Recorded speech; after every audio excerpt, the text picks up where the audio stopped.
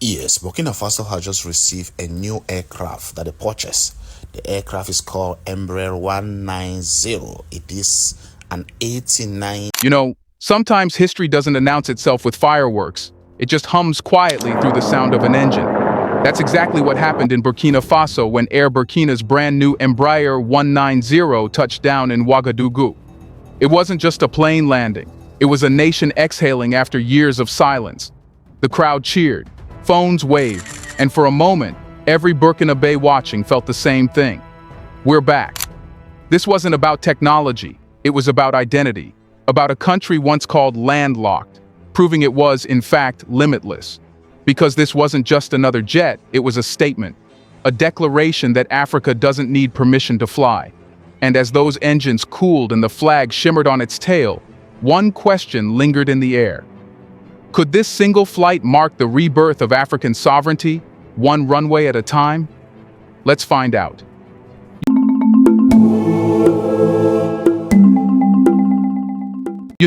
Sometimes nations don't rise through revolutions or political speeches. They rise through something quieter, subtler, like the sound of jet engines cutting through the morning sky.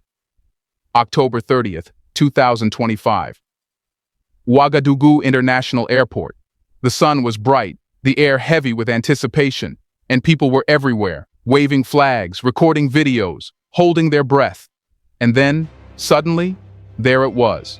A sleek, white Embraer 190 appeared in the distance, gliding lower and lower until its wheels kissed the runway. The cheers that erupted weren't just for the plane, they were for what it meant. Because this wasn't just a new aircraft. This was Air Burkina, alive again. The same airline that had once been a national symbol, then a national heartbreak, was back in the sky.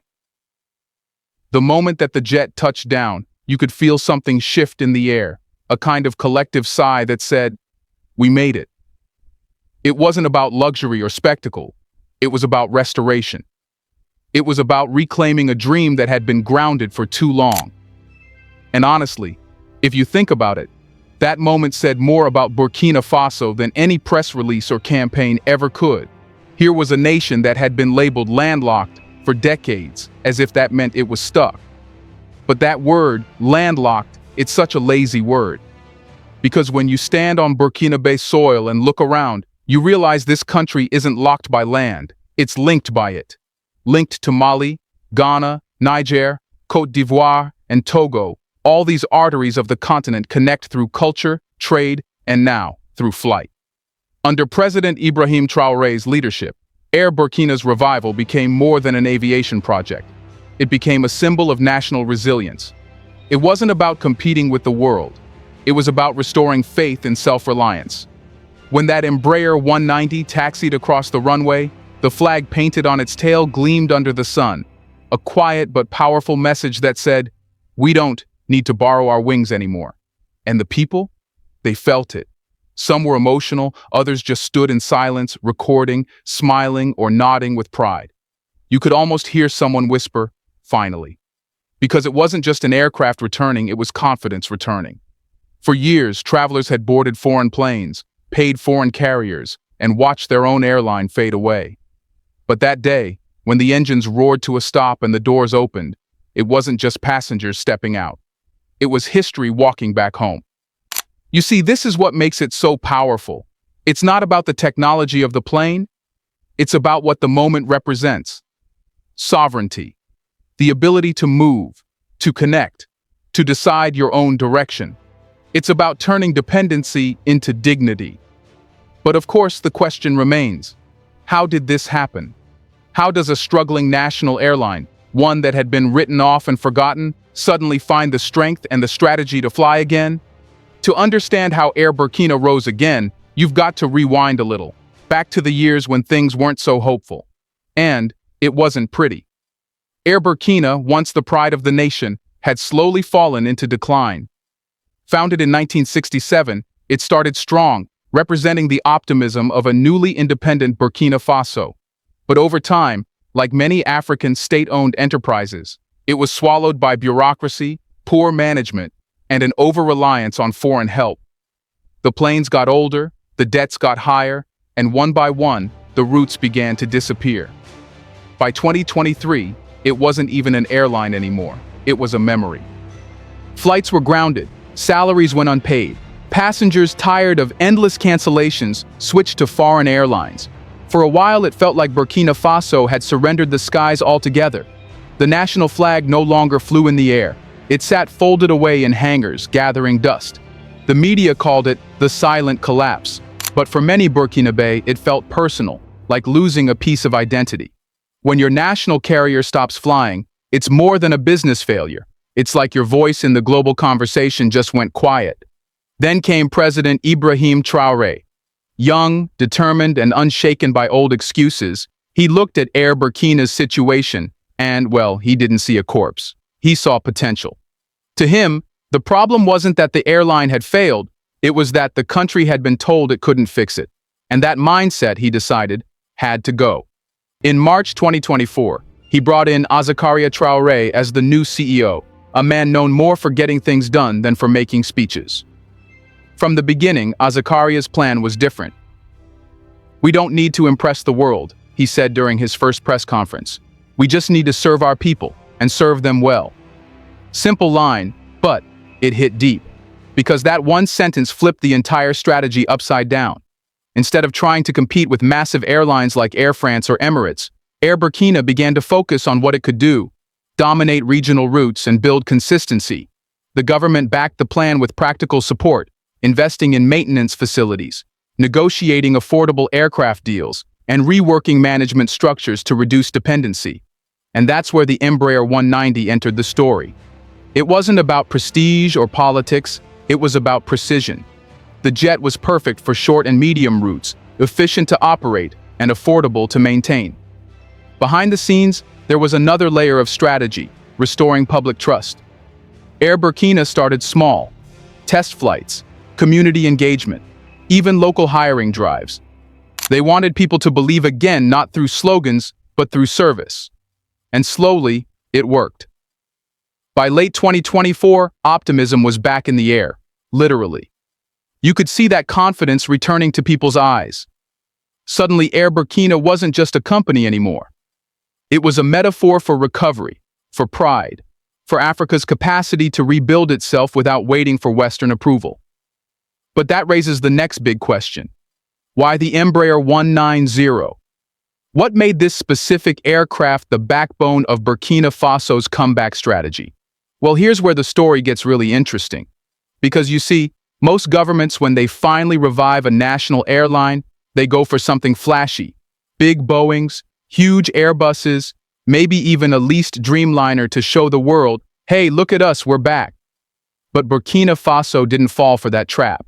It didn't want to impress the world, it wanted to serve its people. And that's exactly where the Embraer 190 came in. This aircraft isn't about grandeur, it's about sense.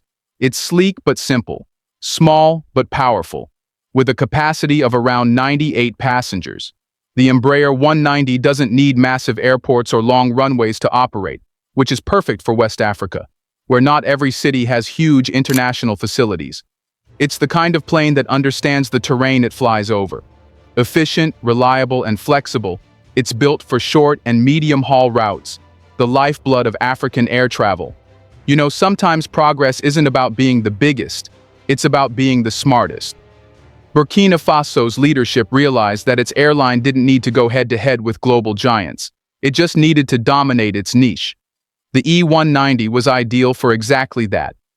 It's fuel-efficient, saving precious foreign currency, and has low maintenance costs, meaning fewer interruptions and more predictable schedules.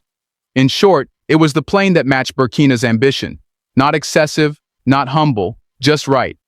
Inside, the cabin is surprisingly elegant. Comfortable leather seats, good legroom, calming LED lighting.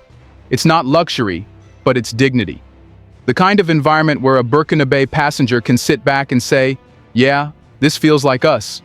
And that matters. For decades, African airlines have struggled to make people feel safe, valued, and respected. The E190 isn't just improving logistics, it's changing psychology. And here's the beautiful part. This isn't a leased plane. It's owned. Burkina Faso bought it outright. That alone changes everything. No more leasing contracts draining foreign reserves. No more dependency on European middlemen for permission to fly. When Air Burkina takes off now, it does so on its own terms, with its own assets, its own pilots, its own engineers. That kind of ownership, both literal and symbolic, is the foundation of true independence. It's also part of a bigger plan. Under CEO Zakaria Traoré, the modernization effort isn't just about equipment, it's about evolution. The company's restructuring around performance, training local staff, and improving customer experience. Every flight isn't just a service, it's a statement that says, we can do this ourselves. And that's really what makes the Embraer 190 so special. It's not just a machine, it's a metaphor, one that perfectly captures the spirit of modern Africa, efficient, practical, proud, and ready. But of course, a modern plane is only as powerful as the network it builds.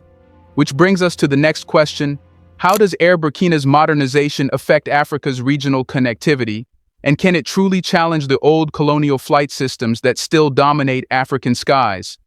Let's pause for a second to say, big thank you to the Black Culture Diary community, where Black voices, stories, and legacies are preserved and amplified. By becoming a member, you're not just supporting the channel, you're becoming part of a powerful cultural movement. Let's continue. Now this is where the story gets deeper. Because honestly, what's the point of having a modern plane if it's still flying along the same old routes designed decades ago to serve someone else's interests? See, that's the hidden truth about African air travel. For so long, it wasn't built for Africans. It was built around Africa, not within it. The colonial powers had set it up so that if you wanted to fly from Burkina Faso to, say, Senegal, you had to stop in Paris first. Can you imagine flying north to Europe just to go west to your neighbor? That wasn't logistics, that was control. And this is exactly what Air Burkina is trying to change. When that Embraer 190 joined the fleet, it wasn't just a plane being added, it was a strategy being declared. The airline isn't just flying, it's reconnecting. It's redrawing the map. Routes that were once ignored or abandoned, Ouagadougou to Bamako, Niamey, Abidjan, and Cotonou, are coming back to life. And that's a big deal. Because every one of those flights shortens a distance that colonial borders once made feel impossible. Every route reclaims a bit of Africa's mobility. Now think about it. When you control your own airspace, you don't just move people, you move ideas, goods, business, opportunity. Connectivity becomes power. A Burkina Faso trader can now reach Abidjan faster, cheaper, and without needing to depend on a European carrier. Students can travel between universities. Families can reconnect across borders without breaking the bank. It's not just about convenience, it's about sovereignty disguised as service. And the timing couldn't be better. West Africa is entering an era of growing cooperation, economically, politically, and culturally. There's ECOWAS, the African Continental Free Trade Area, and a surge in regional investments. But without proper transport, all that ambition stays stuck on paper. Air Burkina, with its updated fleet and focus on regional routes, fits perfectly into this new continental rhythm. It's helping turn policy into practicality. Of course, there's resistance, there always is. Big international airlines have dominated African skies for decades, and they're not exactly thrilled about losing market share. You'll hear words like safety concerns, operational risks, or capacity limitations thrown around, all ways to plant doubt. But let's be honest, those criticisms often come from the same institutions that benefit from keeping Africa dependent.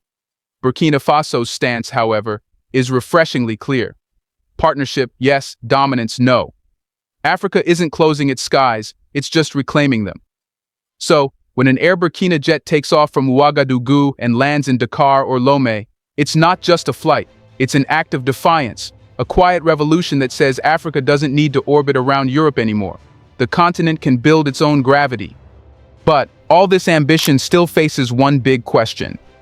Can Air Burkina really sustain this growth in such a tough, expensive, and competitive industry? What happens when the passion meets the practical challenges of running a modern African airline? Here's a reminder to please like and share the video and subscribe to our channel to watch more videos on Black culture, history, civilization, and identity. Let's continue now. Let's be honest for a second, reviving a national airline sounds romantic, but it's one of the hardest things a government can do. The sky may look beautiful, but aviation is a battlefield. Every route, every ticket price, every drop of fuel, it's a calculation. And one wrong move can send you crashing financially before you even take off. Air Burkina's comeback might feel poetic, but behind that poetry is pure grit, spreadsheets, and sleepless nights. See, running an airline in Africa isn't like running one in Europe or Asia. The costs are higher, the infrastructure thinner, and sometimes even politics gets in the way. Airports charge high fees, spare parts take weeks to arrive, and fuel, don't even start on the fuel. It's imported, expensive, and the prices swing wildly with every global crisis. Yet somehow, Burkina Faso's leadership is trying to pull off what most call impossible, building a sustainable airline in a region where many have failed. Under CEO Azakaria Traoré, Air Burkina has focused on what he calls stability before speed. He's not chasing flashy long-haul flights or unnecessary expansion. Instead, the airline's strategy is precise: strengthen core routes, master efficiency, and build loyalty at home first.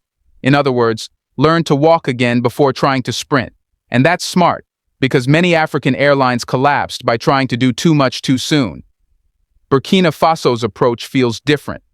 It's cautious, calculated, but confident. One major challenge, though, is trust, both from passengers and from the international aviation community. After years of downtime and canceled flights, people had lost faith. Air Burkina knows it can't afford another misstep. That's why it's been investing not just in new planes but in people. Pilots, engineers, and cabin crews, all being retrained locally. The government is also pushing for domestic maintenance centers so the airline doesn't have to depend on European contractors for basic servicing. That saves money, sure, but it also builds skill and pride at home. Then there's pricing. It's tricky. Make tickets too expensive and you lose local customers. Make them too cheap and you lose profit. So the airline's experimenting with balance, affordable fares for Africans who travel frequently, while still keeping routes profitable enough to sustain. It's not easy, but it's progress. And let's not forget competition. Foreign airlines, some Western, some Middle Eastern, have long treated Africa as a guaranteed profit zone. Now, with Air Burkina expanding, that dominance is being challenged. That's bound to cause friction, maybe even subtle pushback disguised as cooperation. But the message from Ouagadougou remains firm. Collaboration, yes. Control, never. Still, let's be real, none of this is guaranteed. Success in aviation isn't permanent, it's earned every day.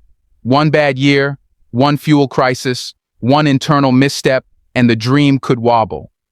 But maybe that's the point. Because for Burkina Faso, this isn't just about making money, it's about making a mark, proving that an African nation can run a clean, competent, world-class airline without bending to dependency. So the real question now is, what if this works? What if Air Burkina's quiet revolution sparks something even bigger across the continent? Could this be the blueprint for a truly African aviation network? One sky, one spirit, one future?